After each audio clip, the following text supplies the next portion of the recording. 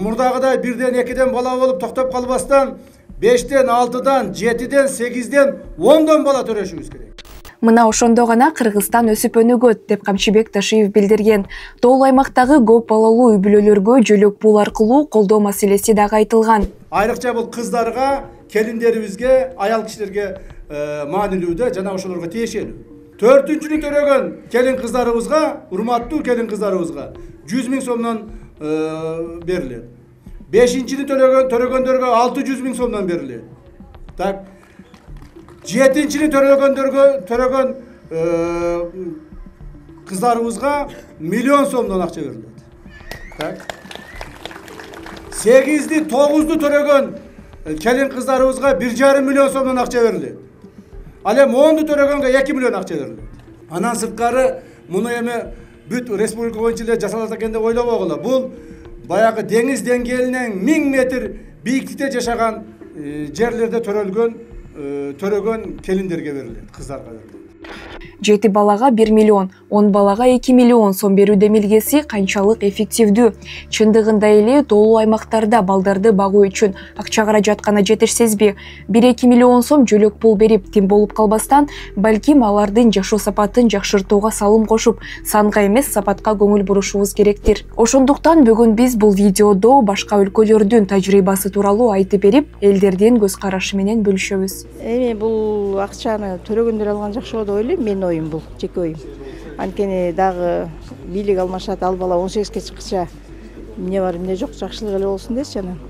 Сразу эле алып колдонгон жакшы го. Тоолуу район биз деле тоодо жашайбыз.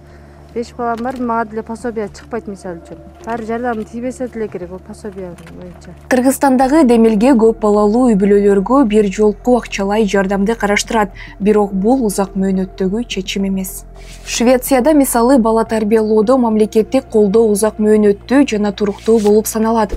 Аларда балдардын бала бакчасына, билим берүүсүнө, медициналык тейлөөсүнө жана тамак ашына мамлекет кам көрөт. Балдардын саны көбөйгөн сайын жөлөк пулдун өлчөмү дагы көбөйөт. Францияда чоң үй-бүлө мамлекеттик программасы көп балалуу үй-бүлөлөрдү колдоого багытталган. Ал 1921 жылдан бери бар. Төрөттү стимулдаштыруу жана жалпы мамлекеттик саясаттын алкагында Францияда көп балалуу үй-бүлөлөргө субсидиялар жана салык жеңилдиктери берилет. Мисалы, ар бир кошумча бала салык базасын азайтат. Ошондуктан 4 балалуу үй-бүлөлөр дээрлик салык төлөбөйт. Түркияда ар кандай социалдык программа аркылуу көп балалуу үй-бүлөлөргө жардам берилет. Бул өлкөлөрдүн тажрыйбасы көрсөткөндөй, бир жолку акчалай жардамдан тышкары туруктуу социалдык колдоо системасы көп балалуу үй-бүлөлөргө өтө маанилүү. Акчалай жардамдын ордуна Кыргызстанда да туруктуу социалдык колдоо системасын түзүү керек.